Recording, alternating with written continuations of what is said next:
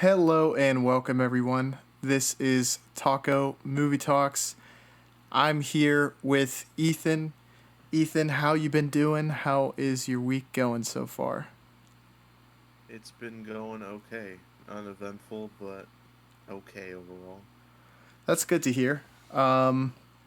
We have a couple movies to talk about in this episode.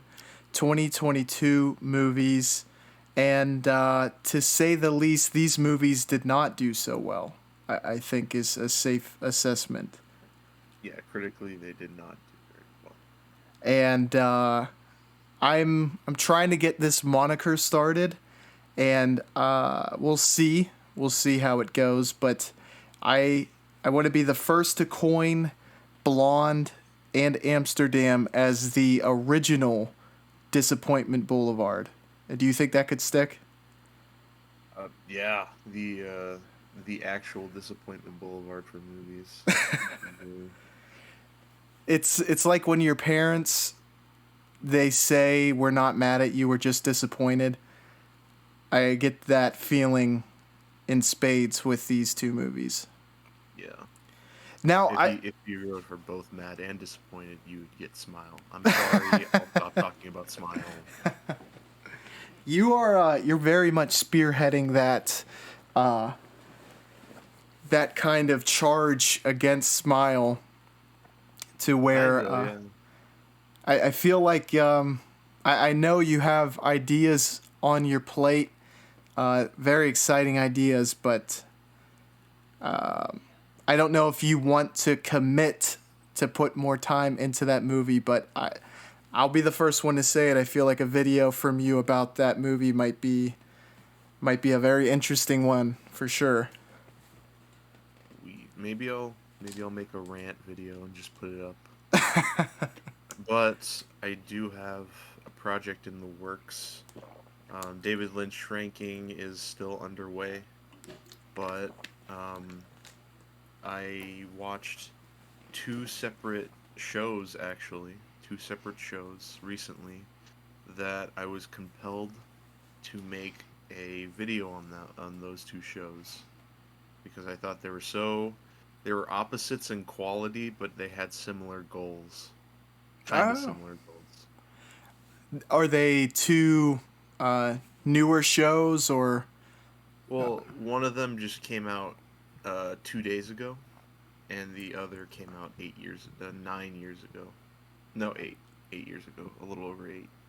Okay, trying to rack my brain. Did the newer one come out on HBO Max, perchance? Yes. Mm-hmm. Okay.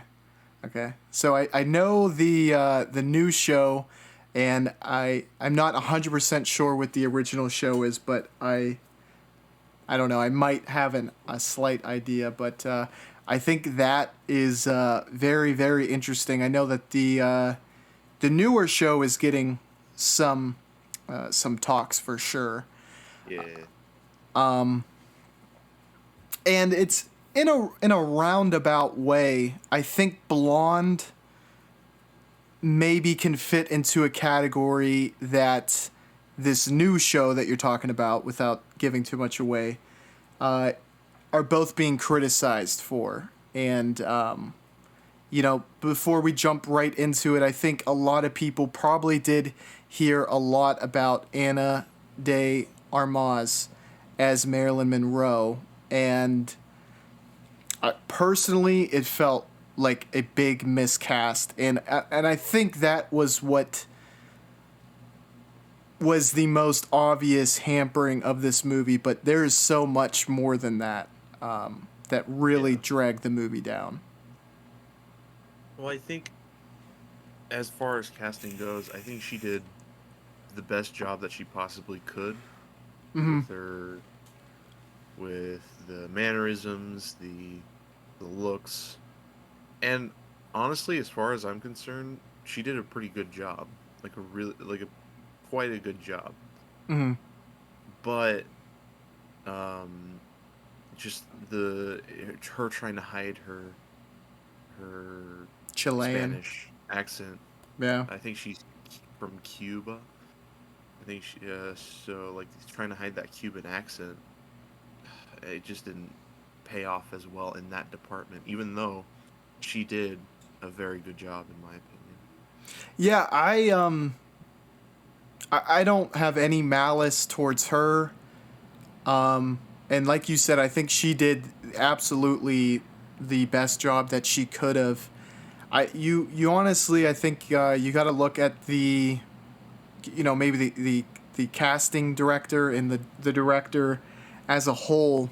I don't know how you do screen tests and that doesn't automatically become apparent. I think there was, I couldn't, the ratio of scenes where her accent was noticeable to scenes where it wasn't noticeable, it's highly in favor of scenes where you could tell.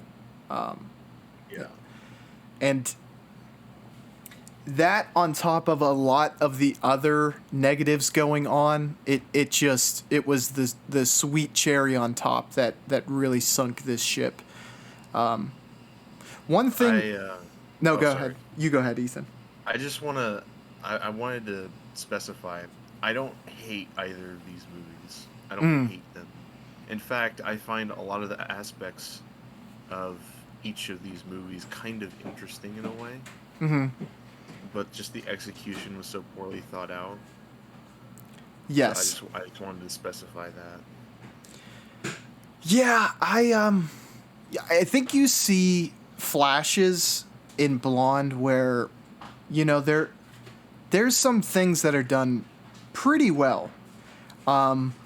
Makeup and hair especially, because I will say facially, like, she looks like Marilyn Monroe. And that was so well done. And from the dresses she wore, her hair, literally the makeup on her face, that was just... And I think that might get nominated at the Oscars. Do you have any thoughts on that, Ethan? Yeah, I think that has a possibility, as well as I think Ana de Armas may have a chance at getting a nomination. I could see it. From and I didn't watch it live. I heard people talking about it after the fact. But the Golden Globes, I believe, were, I don't know, earlier this week as we're recording. Yes, that's right. And she was kind of getting some praise, honestly, as Marilyn Monroe. And I think it's one of those situations where she did a lot right, and a lot of people are also looking at the fact that she got stuck in a situation that was going to be very hard for her to succeed at this time, and they're cutting her slack from that aspect, because we'll get more into it, because I have a lot that I have to say just about that performance in particular, but I completely agree with you, Ethan. I think there is a chance that she gets nominated, and I don't agree with that. I think there's a lot of female leads, especially, who really crushed it, to where there's people who should be even nominated above her. Yeah, definitely. Another thing that I will say is I don't know, it's hard to capture, because Amsterdam is disappointing in that I liked that movie much more than Blonde, but it was a scenario where it really could have and probably should have been a home run, and it was, you're maybe stealing first at best with this movie. Yeah, the ensemble cast, the director behind it, the cinematographer.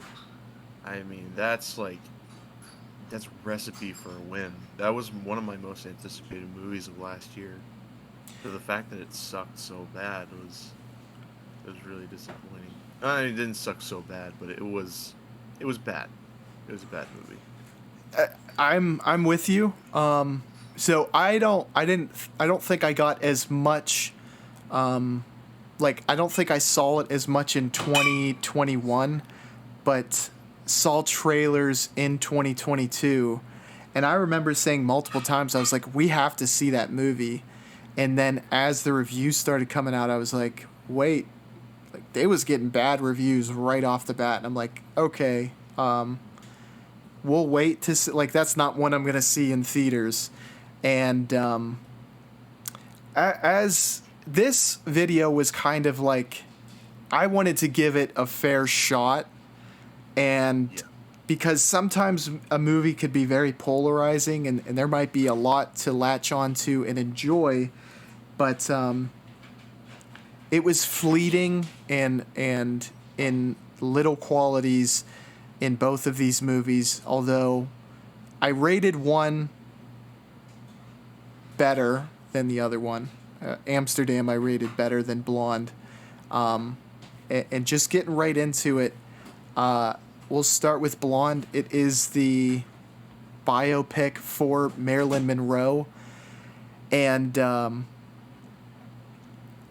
this, I don't know, I don't want to be too over exaggerated, but I think it does a disservice for Marilyn Monroe, because for those of you who haven't seen it, it paints her life to where it really highlights her lowlights. Like, her lowest moments are the story.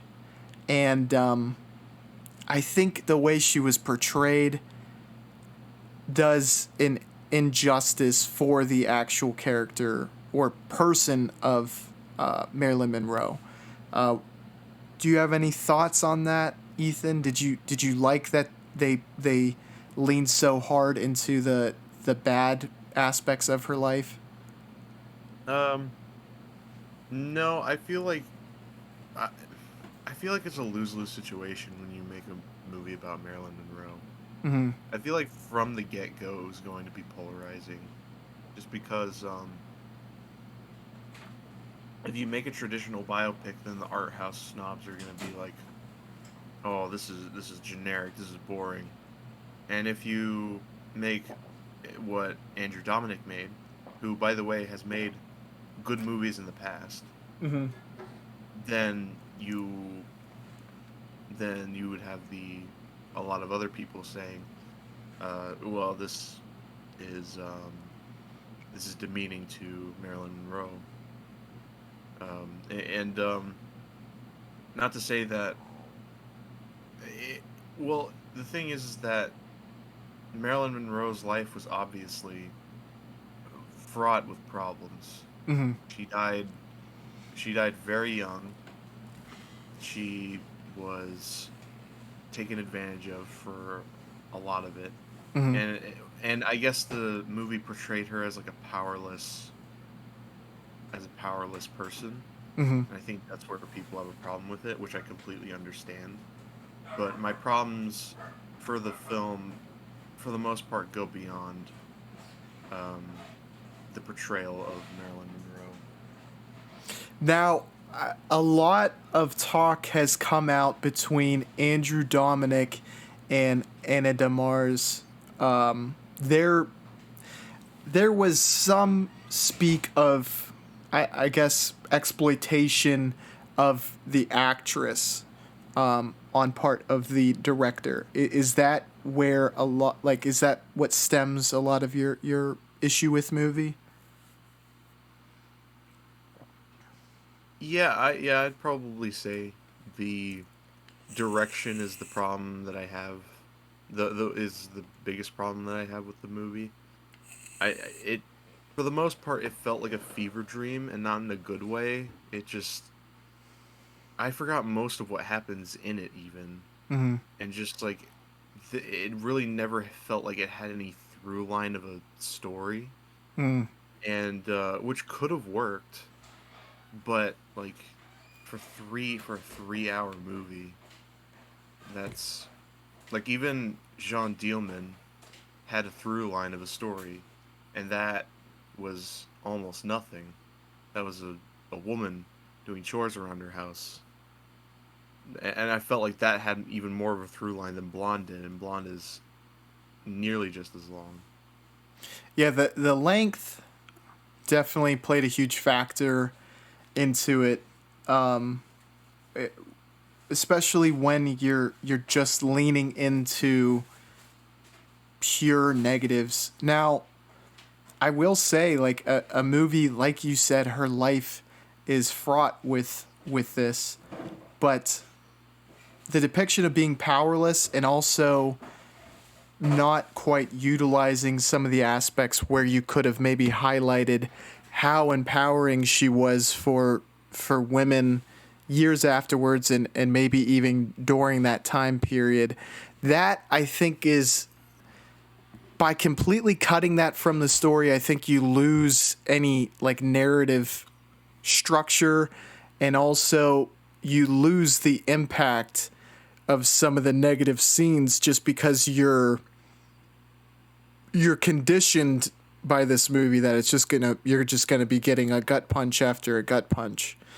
I don't know if you felt that way as well, Ethan, but I certainly did. Yeah, it just. Uh, not that I don't. Not that I have a problem with those types of movies. Um, like, I guess Joker, for example. Mm.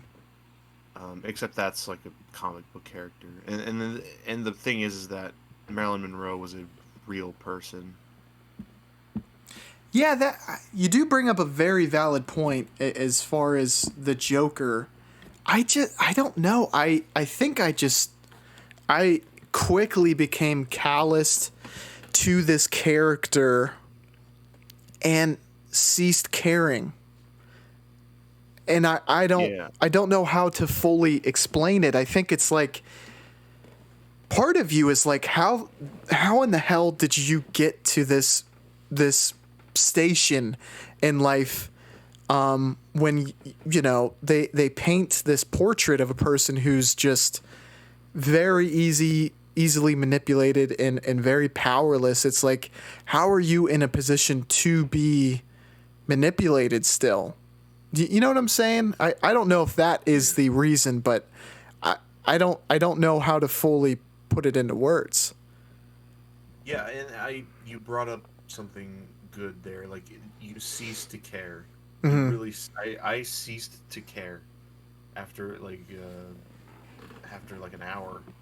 I just stopped caring about what was happening. It was just, I just didn't feel.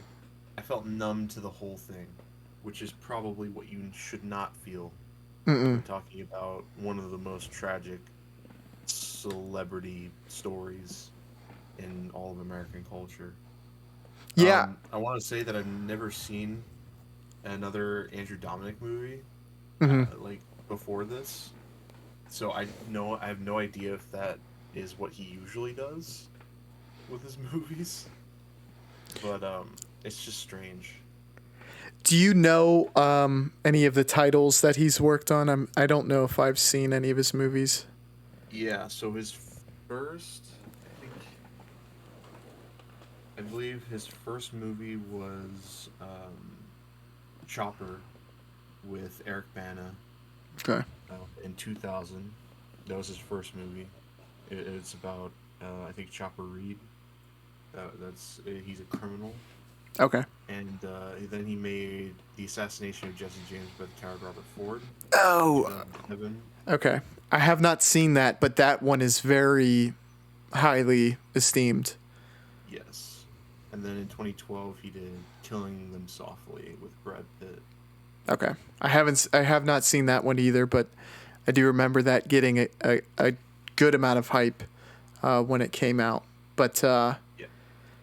yeah, I want to see the Jesse James movie for sure, and then maybe Killing Them Softly, and just see what what talent there is behind this.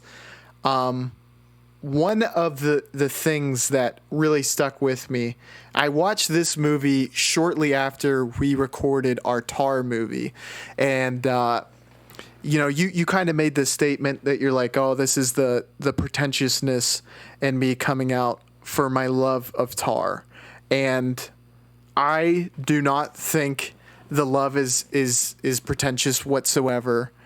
So you might disagree with that, but I mean, I think it is a genuinely good movie, and if you can get people in the seats, I think a lot of mainstream people would actually care about the film. Well, yeah, I think it's a genuinely engaging movie. Mm-hmm. Like, based on a person that you think is real, almost. Mm. Like, I'm pretty sure everyone who saw this movie or, like, was thinking about this movie probably looked up, is Lydia Tarr a real person? Mm-hmm. Which, that's impressive. To get, like, to get someone that... To get that realistic of a character. Yeah, and, well, this film... 2 points, one based off of what you just said, and one that I was thinking that I felt, and I want to get your take, but I felt this film dipped deeply into the waters of pretentiousness, where it felt just pretentious. A lot of it came from, I think some of the, I don't know, the whole display of this movie, I felt like you are not hitting the mark, and it's going for something deeply artistic, while the point it's trying to make is just not landing whatsoever. And then secondly, they were trying to tell a story about the separation from Norma Jean and Marilyn Monroe, and I think Norma Jean did not feel like a person at all, which goes completely opposite of Lydia Tarr, a made-up person that felt very real. Yeah, that was actually a great comparison. Like, there are certain movies where it just goes way too far in that one direction. Like the director Michelangelo Antonioni, and I watched 2 of his movies, and I thought both of them were super boring. Interesting, but super boring. And I just put my foot down at some point, and I said, why do people like this? This is so not good. This is not interesting. Yeah. And are you saying you had a very similar feeling with this film as to the Antonioni films? Yeah, except erase the why do people like this, because a lot of people like it. Yeah. Heavy consensus to not enjoy this. And, before, at least, I don't know how heavily you want to heap onto the lead performance, but even other players in this film, I mean, Adrian Brody, he was okay, but that he can be one of the best actors alive. And and I have similar criticisms for Amsterdam, but you have some talent that felt underutilized in this film as well, where it whatever it was, I think maybe the script made it very difficult for anyone's performance to fully stand out as a good performance, I guess. Yes. In my opinion, with the exception of Ana de Armas. Okay. I think her performance was great because she did better than the script warranted, and also honestly better than the character warranted. Like, I think she did a really great job. I thought she was honestly, aside from the cinematography, I thought she was the highlight of the film.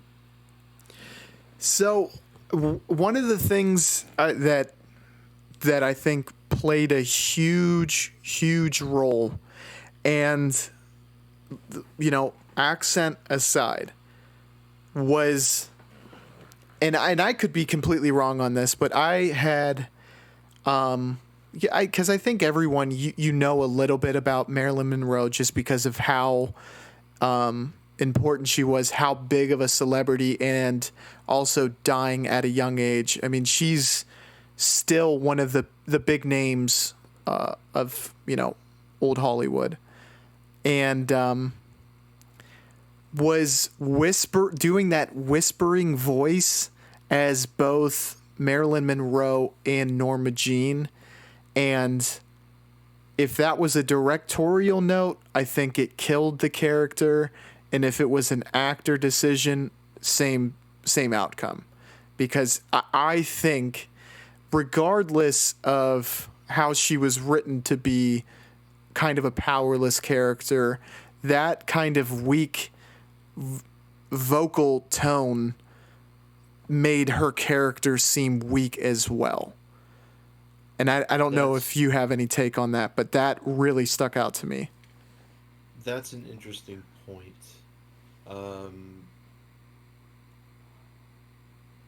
And obviously, her voice was the weakest part of the performance. Mm-hmm. Like the actual voice itself, like her accent, obviously, And I did notice, like, whispery, but there were some scenes where she was able to give, like, something more powerful. Mm-hmm. And I think that worked overall. I'm not saying that she was amazing, incredible. I mean, as far as, like, best actress of the year, hands down, Cate Blanchett for Mm-hmm. Tar. Yeah.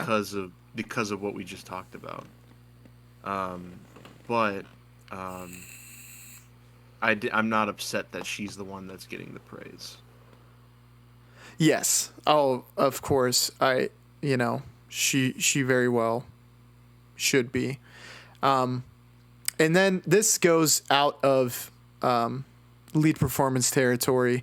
I felt like Marilyn Monroe, or Norma Jean more specifically, was written almost as like adult type character, or not adult, but no, like not cunning and intelligent, which I think is a lot of people said, despite the dumb blonde perception, that Norma Jean specifically was very on top of, or very smart. And they tried to go into that, but I think a lot of it gets lost in certain aspects of the writing, and then also the performance and maybe even the voice acting specifically hindered that integral part to the actual subject. Yeah, that's I can't disagree with that. To be honest, it's been a while since I've watched this. So, and I didn't watch it in the theater. Mm-hmm. I watched it at home, not on like a big screen or anything. I think it was like my computer or something. And all I remember was just that a lot of it felt like a fever dream, and there were some moments in Ana de Armas's performance that actually worked in the grand scheme of things. What's the David Lynch quote? He's like, they're watching the movie on their frickin' telephones. Watching Blonde on your frickin' yeah. But yeah, I didn't get the audience experience. I watched it on Netflix as well. I wonder if that would have. I wonder what a big audience reception to this movie would have been. I really do.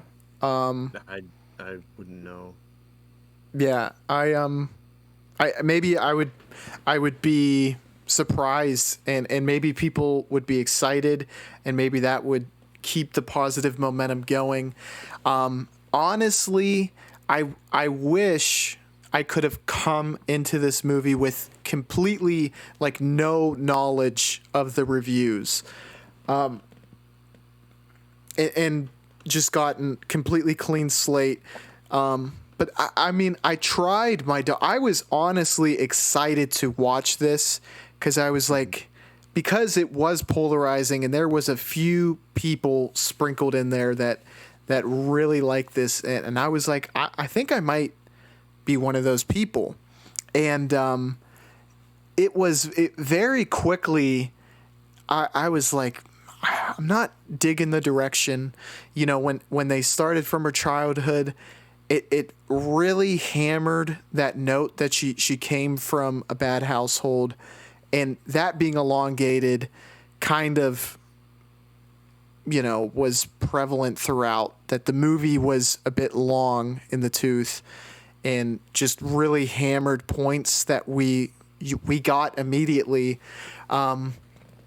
One of the quotes from Andrew Dominic was, he said he did not care about any inconsistencies. That wasn't what he was going for. It was more or less, he said he wanted it to be a long, agonizing cry for help.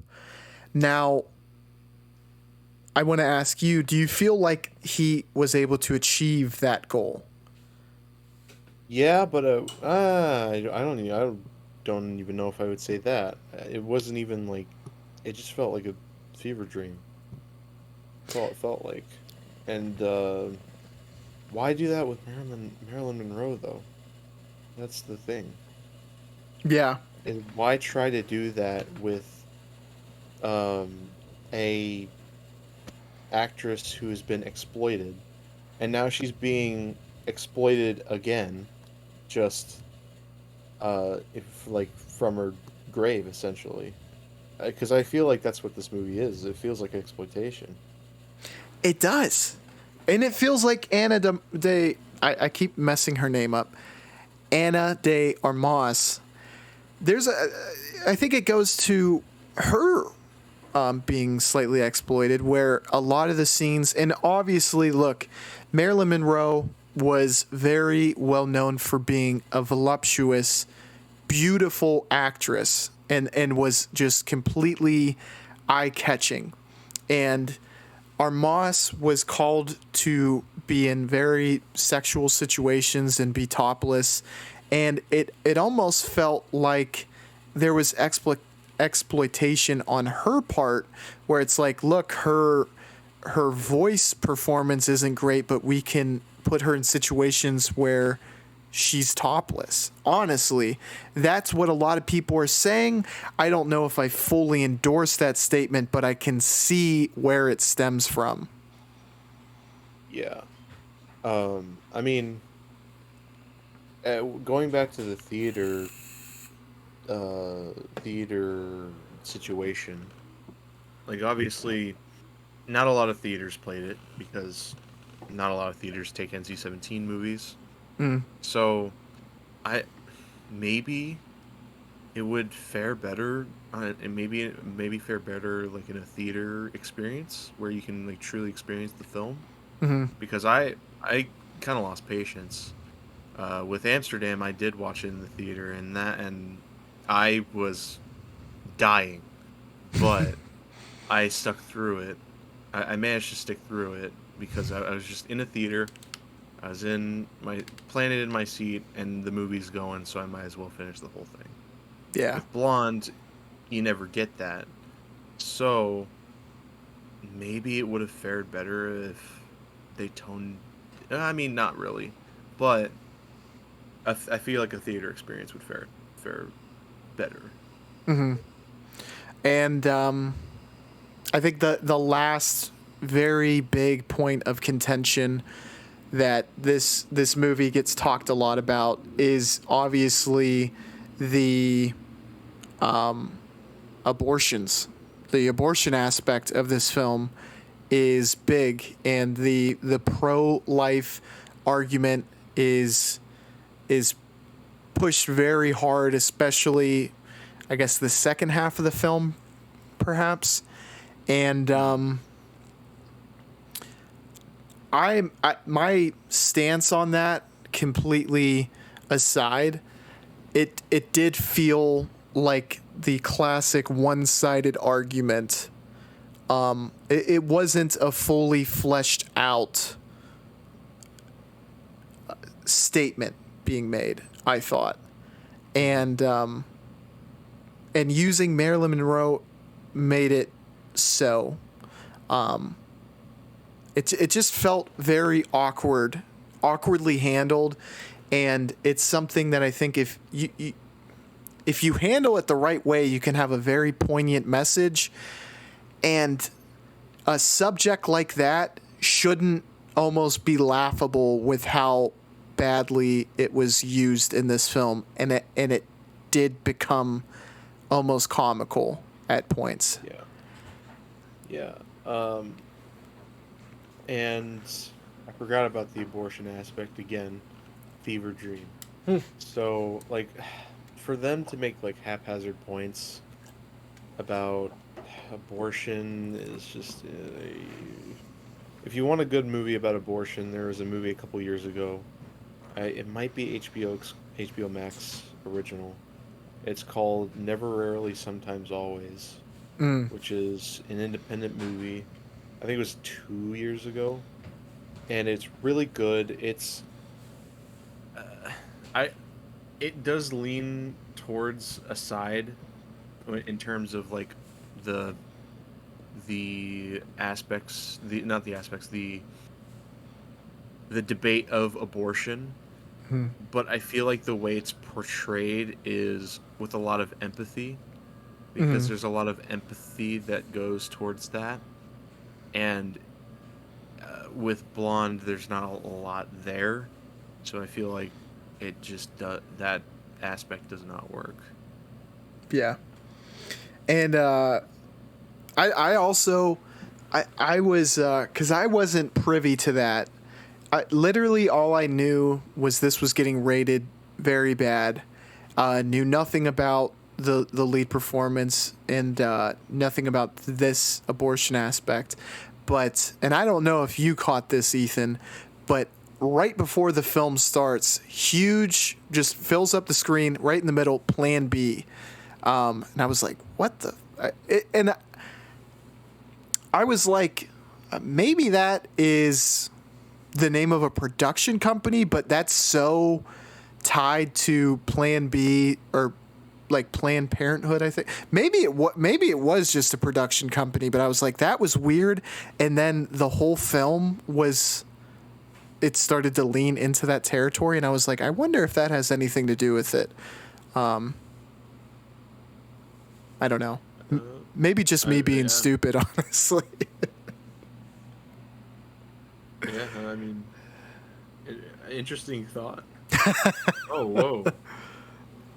Actually, holy crap. Okay, so I'm looking it up, and I got emergency contraceptive, which reduces chance of pregnancy after unprotected sex. I know that's weird that I looked that up, but that is what it is. That's Plan B. Yeah, exactly. Like, whoa. And I thought, I don't, like, maybe they were involved in the funding of the film, or I don't know. Maybe it is a production company. Yeah. But that's a crazy coincidence. Yeah.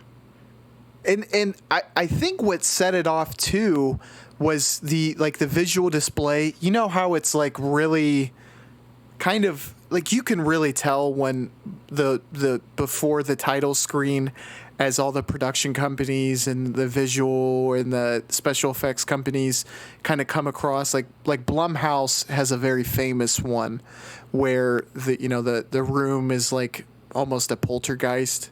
You know what I'm saying? Plan B was completely different. It was almost like a title card before the title card came up. So it really threw me off. It is a production company. It's okay. It's owned by Brad Pitt and Jennifer Aniston. No way, really? Yeah. Well, I wonder if they were happy with the way this movie came out.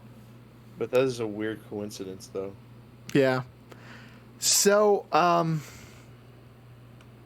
were you aware of any of the kind of inaccuracies that a lot of people were up in arms about with this movie? Not really. I wasn't.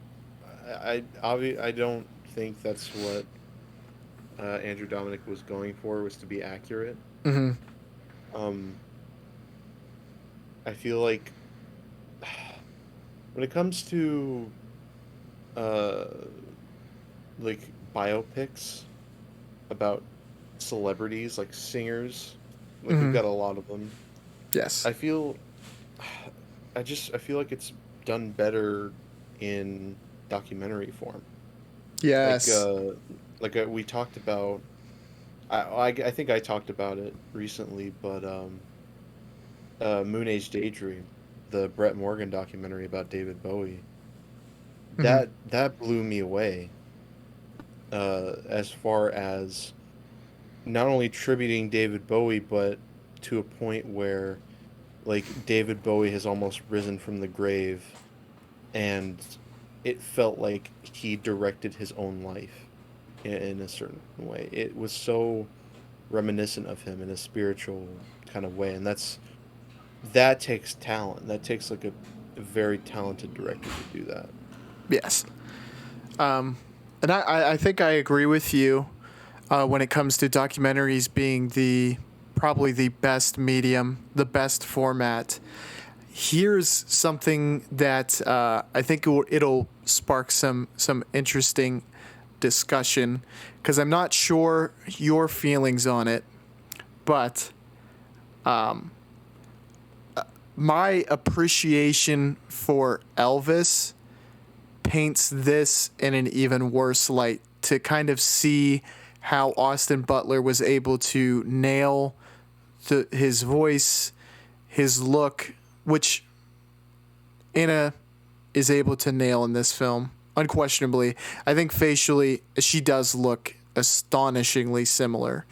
But to be able to have everything going right, and then also have an interesting premise for his life story, I think you get a clear example of how it can be done well, and then how it can be mishandled. Yeah. Were Uh, you a fan of Elvis at all, or did you have issues with that movie too? I thought it was okay. I Mm-hmm. thought the I thought Austin Butler's performance was very good. Mm-hmm. I don't think it was Oscar worthy. Okay. I feel like a lot of some of his acting like takes it back to his Disney Channel days. Okay. Um, he did a good job. He definitely did a good job, but I don't like Baz Luhrmann's direction. Tom Hanks was really, really bad. Mm-hmm. Um, and it just kind of felt nauseating at points, and also it was also way too long. Understandable. Now, with the direction, was because really one of the main things that I can remember was the bedazzled look of the film. Was that it, or is there specific parts aside from that really stuck out to you that you weren't a huge fan of? Um, just a lot of the camera movement is so cheesy and Mm, awkward. He directed the 2013 Great Gatsby, which I hated, more so than any movie that we've talked about ooh, today. even more Uh, than Smile. no, not more than that. But it was really bad Mm-hmm. to me, because I I understand like taking, because the 1920s nobody cared, Mm-hmm. so you take that and you turn it up to 11, and it makes for an interesting idea, but a lot of it was just really poorly executed, especially because they decided to use Jay-Z Because man, when I think of the 1920s, I think of Jay-Z, and one of my big problems with Baz Luhrmann is that he takes like in Elvis too. He uses Doja Cat for one of the scenes, which sucks. That's not a good. It didn't work. Yeah. Well, oh, I think I know the scene you're talking about. They use a Doja Cat song whenever he goes to that spot that has Little Richard playing. Is that correct? That might be pulling your memory a bit too hard, but because there was modern music thrown into the film, I didn't know it was Doja Cat, honestly. But is that the scene Yeah. you're talking about? Yeah, she's like a Cardi B ripoff too. So I feel like that's the best way to I thought it was maybe like it was the scene where he was on Beale Street. Was that Little Richard? Okay, I think yes. He goes to there's some of the famous black acts of that time playing. Is that the scene? Yeah. Okay. Yeah. I know exactly what you're talking about. No, not the early scenes with like Arthur Crudup. Yes, yeah.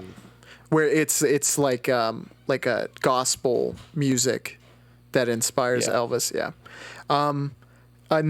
Another kind of similarity as to what you're talking about that didn't work quite, but not maybe a huge negative. But in Amsterdam, I am pretty sure that Drake and Future, two rappers, for the people not familiar with them, are, I think, executive producers of Amsterdam. And when I saw that at the end of the film, I was like, musically, this film did not really stick out to me. So that's kind of surprising that you would throw these people in and it would not benefit the film at all. I'm not surprised that they didn't benefit the film. I'm possibly more of a snob when it comes to music, and Oh, I can't stand Drake. Well, I think, especially personally, there's a lot of things that you can gripe with Drake, and then musically, a lot of people are starting to kind of voice their displeasure with him. But those things aside, Ethan, is there any final thoughts on Blonde? And I think we're all very excited to hear your rating as well. I thought this movie had its moments. I liked the cinematography, with the exception of also there's really bad CGI fire in like a couple of scenes, and the sound is the fire crackling is way louder than it should be. And overall, it's kind of a mess of a movie, but I didn't hate watching it, so I give it a 2 out of 5. Okay.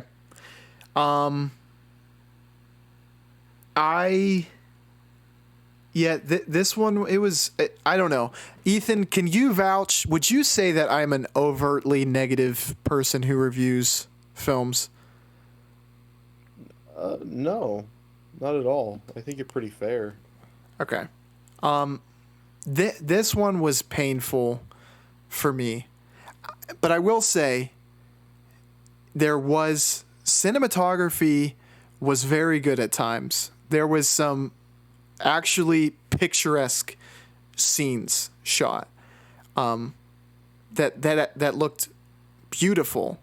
One of the things that I didn't like was it was like a circular blur put around the screen, and it was supposed to kind of illustrate the drug induced view. It kind of worked, it kind of didn't work. That's not one of my main gripes, but it was very just a bleak slog. It felt like you were swimming against the tide trying to watch this movie. And there are films that you brought up. I'm glad you brought up because they did something very much in the same note, but successfully. And I think I need to further kind of rack my brain for why did that work and why did this not work.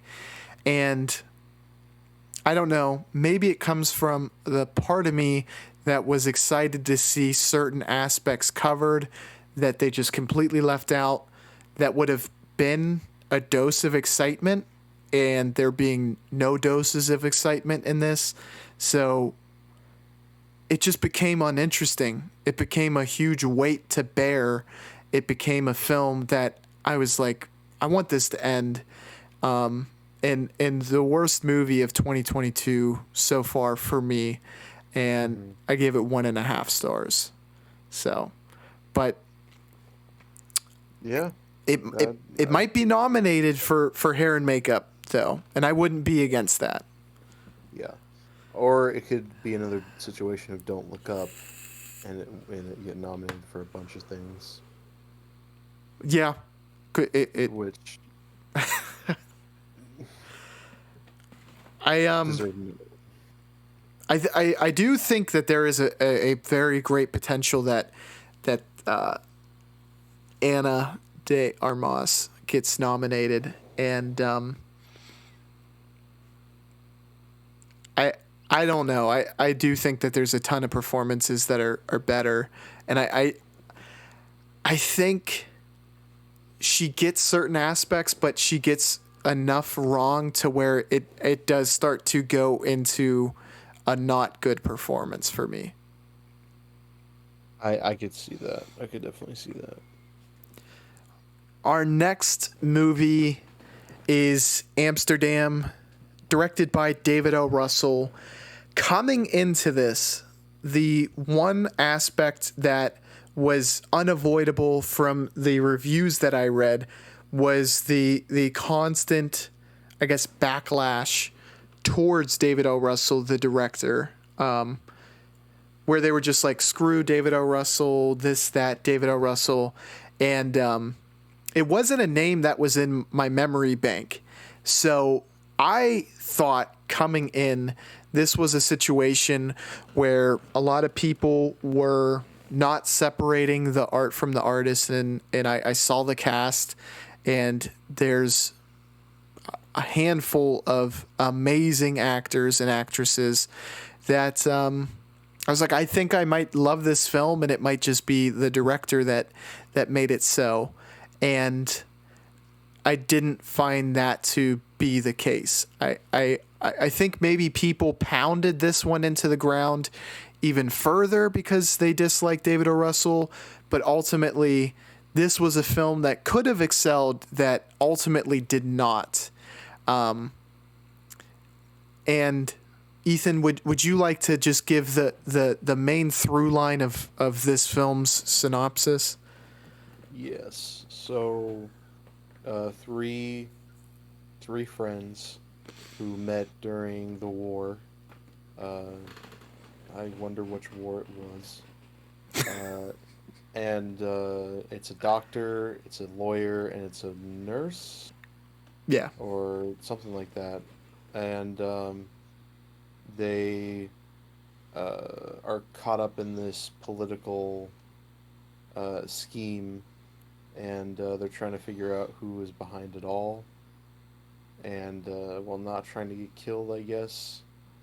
I don't know. And I wanted to talk about the separating the art from the artist, because earlier I said that I was excited because of the director, and obviously not because of him as a person, because he sucks as a person. He's a complete D-head. So, but he has made acclaimed movies in the past. He has a good track record. Movies that he has gotten like actors to win Oscars for. Christian Bale won an Oscar for The Fighter, and I think that's the only one. But I forgot he directed that. Yeah, one of the and great performances. and Jennifer Lawrence in Silver Lining Playbook. Another great And- performance. Yeah. So he's got talent. He can direct a movie with, and he's able to direct actors. But,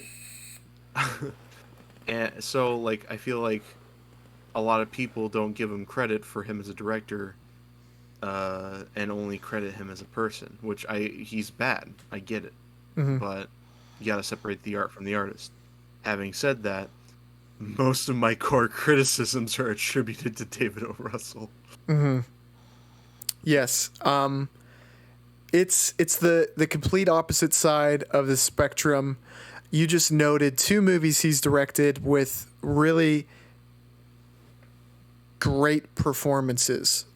Christian Bale in The Fighter it's another movie and probably one of his shining examples, definitely in the top, 5 or 3 maybe even, where he absolutely loses himself in the role and he became that person. And Jennifer Lawrence, I think that shows like her at her absolute full potential in Silver Linings Playbook. Now, and I think you will agree with this as well. Bale is the only one who I think breaks through the cap there, where all of this cast seems limited to where none of their performances can be super interesting and super impactful.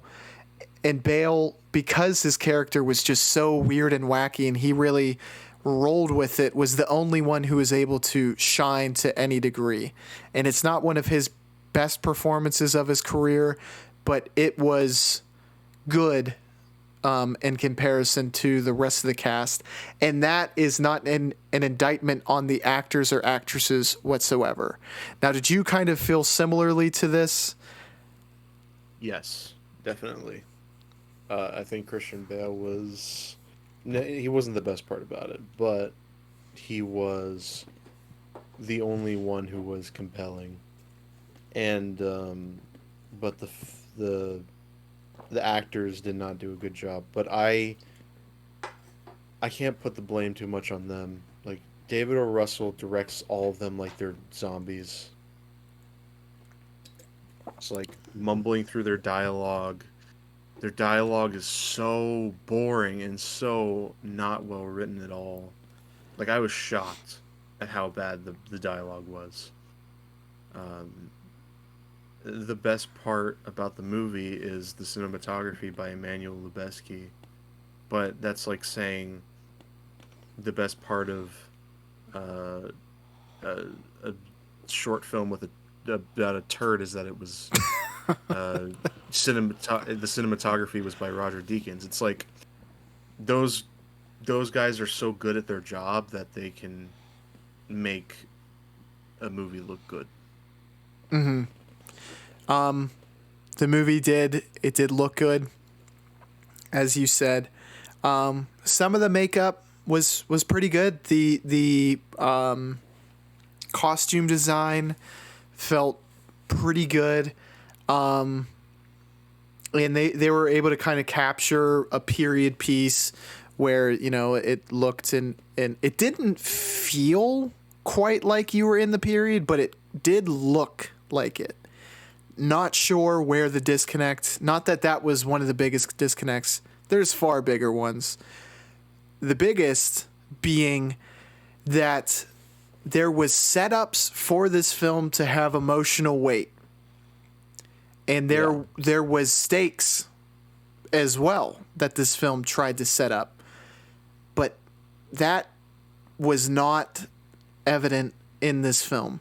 It had very little real emotional core, whereas The Fighter does, whereas Silver Linings Playbook does. And also the stakes, it's maybe it's awkward subject material where we know the outcome, but it felt that it was a foregone conclusion to a much further degree. It felt like everyone was going through the motions of, it's like, okay, there's a happy ending in store. and just lacked anything to draw you in and make you fully engaged in this film. It was only half there, I guess. Yeah. And there are scenes that I thought were good. Mm-hmm. There were scenes that I thought were competent. Uh, but it was so bogged down by the end. The worst part, hands down, is the writing. The script was maybe the worst all year Mm-hmm. for me. It was so bad. Like it wasn't quippy. It wasn't interesting. Just the dialogue was terrible. Like I had no idea what people were saying half the time.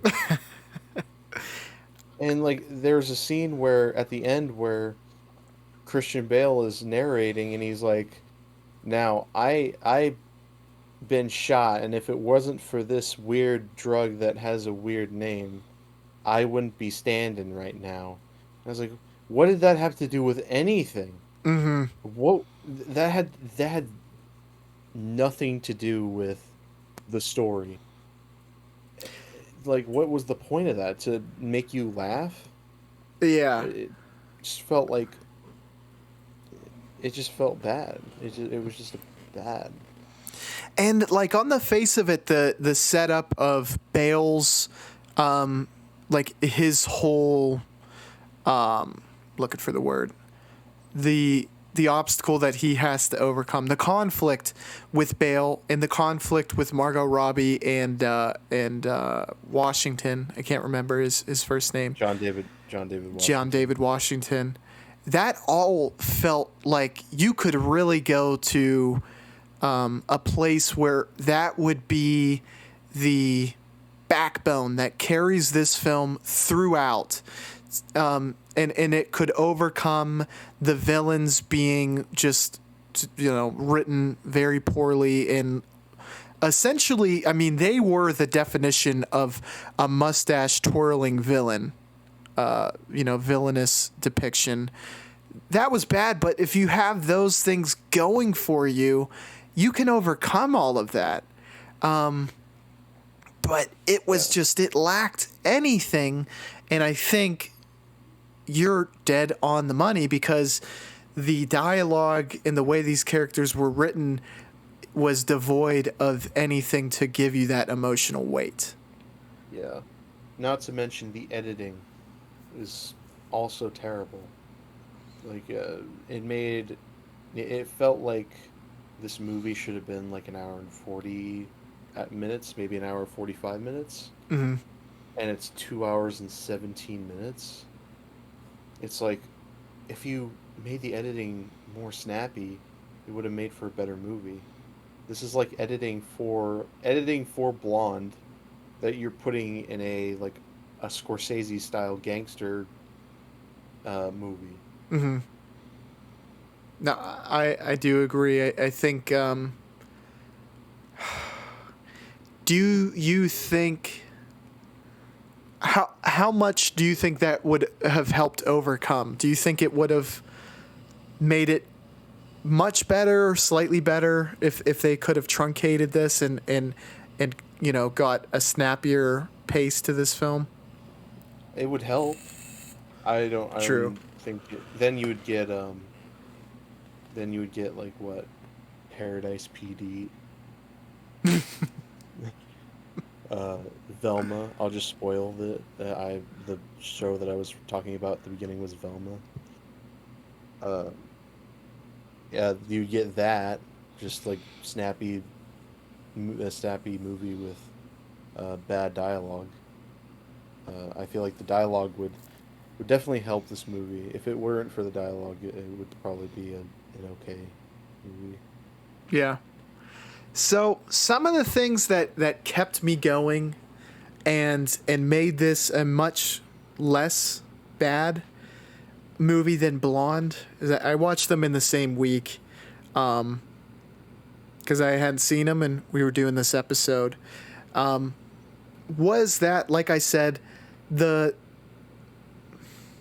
conflicts that they put forth were interesting, and I wanted to see, do is there some interest that's going to come out of all of this? I thought that was good enough to where it, kept me viewing. And I thought it was a kind of an aesthetically pleasing movie. And I think, like you said, a lot of that did come from the cinematography. One more negative that I do want to sprinkle in there is Taylor Swift was...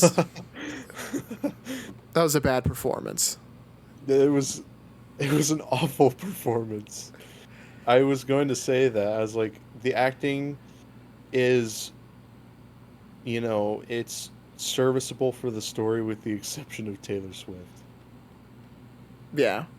And I'll also say, and I don't think this wasn't necessarily this actor's problem. I just think the way they writ this character was like just almost unnecessary. And I think they had this name and they're like, well, we have to put them in. But Chris Rock just felt thrown into this film. Yeah. I thought you were going to say Robert De Niro. But that was probably the biggest disappointment was him. Yeah. Because that's probably the best. He is the best actor they had for that movie. Mm-hmm. I mean, am I correct? He has the most best actor out of anyone, right? He has 3 and everyone else only has 2. So he is like... He's tied with a group of people. Like okay. Jack Nicholson, Daniel Day-Lewis. A couple others. But he's a legend. He's a legendary actor. Known for some of the greatest Bad Grandpa of all time. Bad Grandpa, of course. That was his magnum opus, of course. That was the movie he was just waiting to get enough credit in Hollywood to play that role. Yeah, absolutely. Yeah, and I think I wrote that off because there were some performances like that where, I was like, maybe age had got the best of him, but I haven't seen it, and you have, so I'll get your take, but I think he did quite well in Scorsese's last movie, which, The Irishman. So I think that's not true to say that he doesn't have it anymore. I think, am I correct? Yeah. Did he have a good performance in that, or am I just... Yeah. It wasn't amazing. I feel like he was actually overshadowed by Al Pacino and Joe Pesci, but he did a really good job, which, I mean, you have to with Scorsese. So it's like he didn't totally drop the ball like a Cameron Diaz or some other bad performance in a Scorsese movie. Yeah. I think I thought Michael Shannon, I thought Michael Myers, they did all right. They did good, I thought, with how they weren't in a lot of scenes, but when they were there, they did good, and they were at least interesting. I thought you were talking about like Halloween. Yeah. That would have really shook this film up if they just threw Michael Myers in there. Yeah. But no, Mike Myers. Yeah, Myers. Yeah. I can't remember his name. He's in Mr. Robot. He played Rami Malek. I'm a big fan of him and think he's a really tremendous actor. I thought he was all right on screen. I'm trying to think Taylor Swift, obviously, and then I guess the writing of Chris Rock. I thought Rami Malek's wife was written she was written a little bit weird, where I don't know if it could have been a good performance, but it didn't play quite right. Yeah, it was a weird character. Yeah. And then obviously De Niro did not fulfill expectations either. But what were you going to say, Ethan? I was going to say Anya Taylor-Joy is amazing. And yes, she's been in nothing but great productions. Yes. Over the last 7 years. Like, no, not nothing. She was in the Playmobil movie, but and like a few other things. But like for the most part, she is in these fantastic movies. Even 2022 was her year. She was in The Northman and The Menu. I still need to watch The Menu, and I'm very excited. It's on HBO Max. But I'm happy to hear that she was good in that as well. That's getting really good reviews though, so I'm not surprised. And she is used by Robert Eggers time and time again.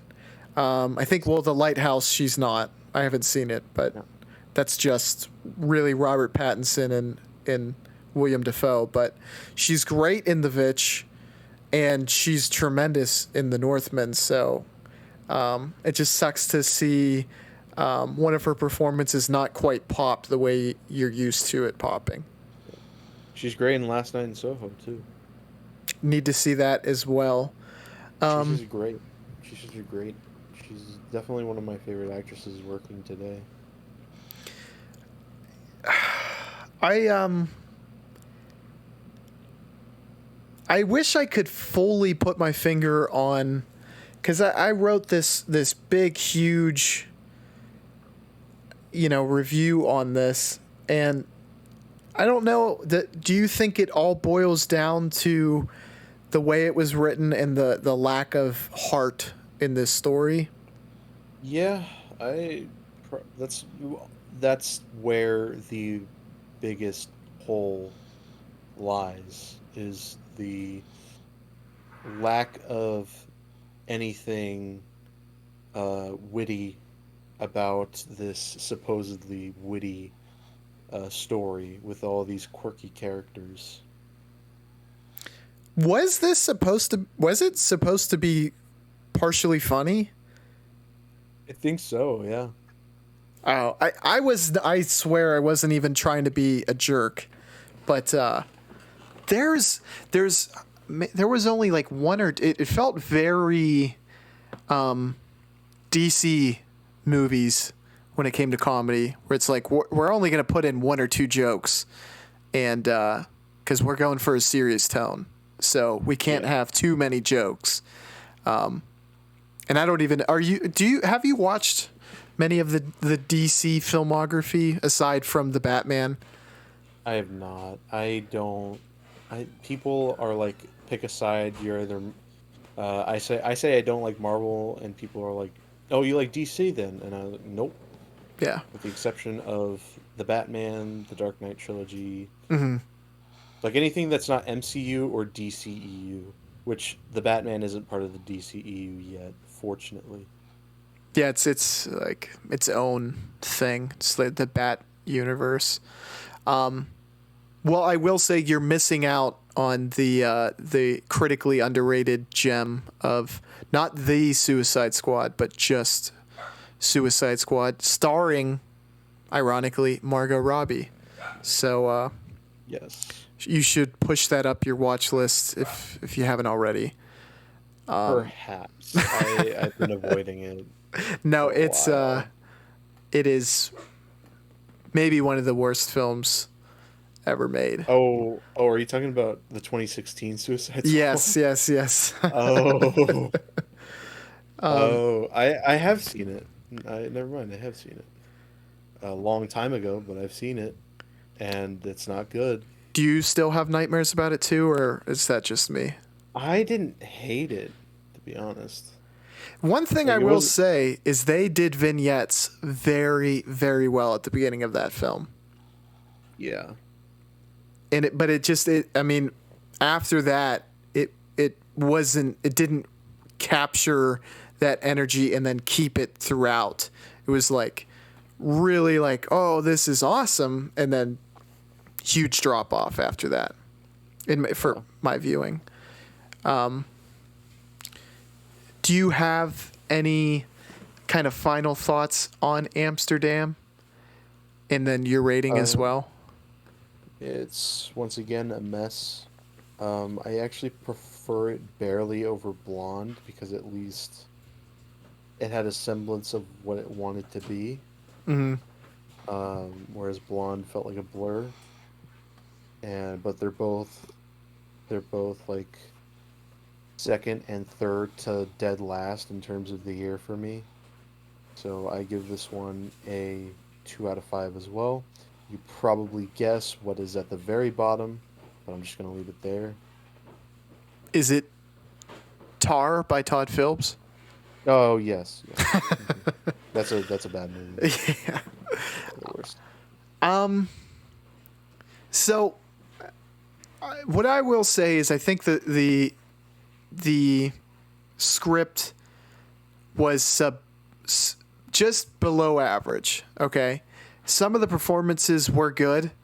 I thought Margot Robbie was good.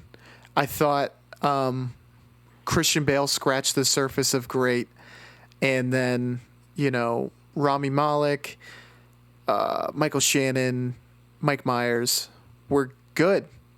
And then John David Washington, Yeah.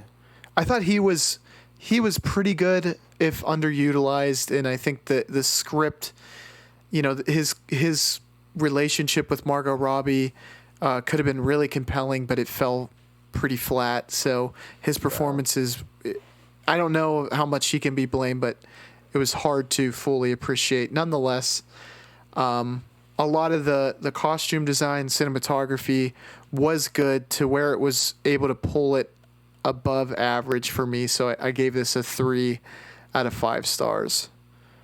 Yeah. And this is your cue, Ethan. I fully want you to throw tomatoes at me and really go in on my rating and just really go for the intelligence. No, I respect your opinions, and that's not. I mean, like, I could see the performances being good if there was a better script. That's the thing, is that a script can really influence an actor's ability to act. Mm-hmm. And obviously there is the burden of acting, which Taylor Swift did not carry very well. But there were performances that were not terrible. Christian Bale's performance, I wouldn't call great, but I would call scratching the surface of pretty good. Mm-hmm. The rest are okay. Taylor Swift was awful. Yeah. Cinematography was good. It's not a horrible movie. That's the thing, is that, like, and obviously we've had situations where a polarizing movie is one where I kind of liked it, and I don't think you did, which was Halloween Ends. Oh, Same yeah. year. Yeah. And I The so I more don't. time that, like, in between seeing that film, the more I am beginning to agree with you. I think it was a very visceral, like, damn, they messed this up, and, like, emotional take that I had on it.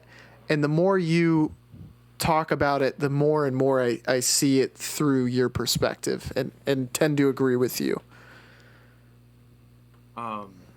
And just like, and like, I could see your perspective on that, because there, like, looking back, there were some good moments, but I feel like when I delve deeper into thinking about it, I'm just like, I just think of all the boring moments, which there were so many of. Mm-hmm. So overall, it was, I can't agree with 6 out of 10. I'll respect it, obviously. Mm-hmm. I mean, why wouldn't I respect that? It's your opinion. You can have opinions. I just thought it was a mess. Here's an interesting question, and maybe this is what partially skewed my perspective on it. Is you see these just movie stars, people that are great. Do you think that you're almost accustomed to giving them not even the benefit of the doubt, but you actually watch what they're doing and assume that there might be the assumption that they're doing it better than they actually are. And obviously, Possibility. yeah. I mean, what are your thoughts on that? Do you think that ever does happen? Well, I feel like there is a misconception that the basically the back in the day when a movie was bad, it was pretty much blamed on the actors Mm-hmm. quite a bit.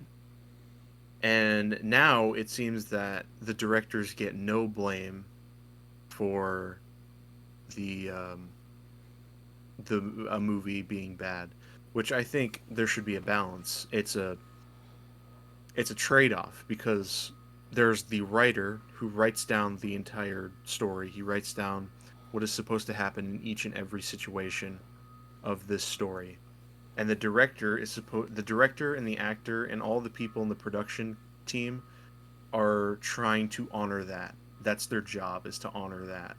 Mm. And an actor's job is to honor the director's job while kind of coming up with their own creative sparks to it. And so it's a mixture of responsibility. So I feel like some of the actors should maybe get the blame for this, but the dialogue was so bad that most of the blame should be put on David O. Russell, who not only wrote the script, but directed the movie. Mm. So we got to see it the whole way through, from idea and brain to action on screen. And I definitely agree with you in this case, because it's prevalent throughout. And like everyone's who we know is talented is limited. It seems like they are performing under limited capabilities, and I do not think that's not a coincidence, obviously. So there has to be some unifying thing, and unfortunately or fortunately, it gets pointed in the direction of the writer/director. So I think people were happy that they got to poo-poo on David O. Russell, though. People, there was some righteous indignation coming his way on Letterboxd for sure, and a lot of vitriol. And as a person, the movie he made was bad. Yeah, he's an asshole. He's an asshole, but you got to judge him based on him as a director. And here, he did not do a good job with this movie, like almost at all. I'm gonna say at all. It was just really bad, majorly on his part. Absolutely.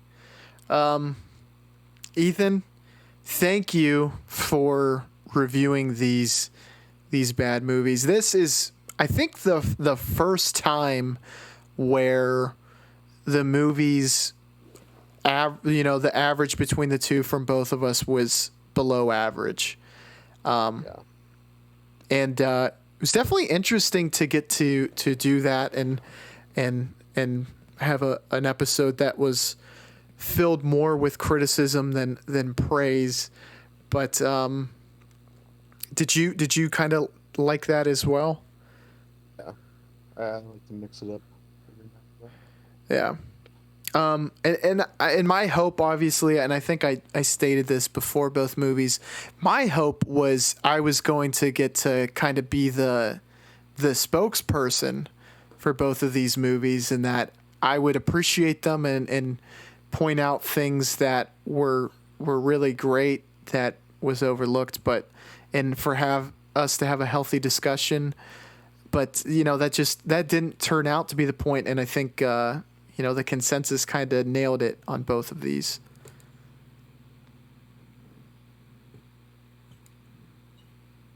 So from that standpoint, Ethan, thank you for joining me for this episode. I really appreciate it. And for all of you who are still with us, Ethan, he has a YouTube channel, and he has that Velma video that he was alluding to, which you should definitely check out, as well as his Chinatown review, which fits very well in the artist and art debate, and his analysis is great. Get him to 100 subscribers because he is very, very close, and his content is really worth checking out. On that note, we will catch you on the Flippity Floop. Bye, y'all.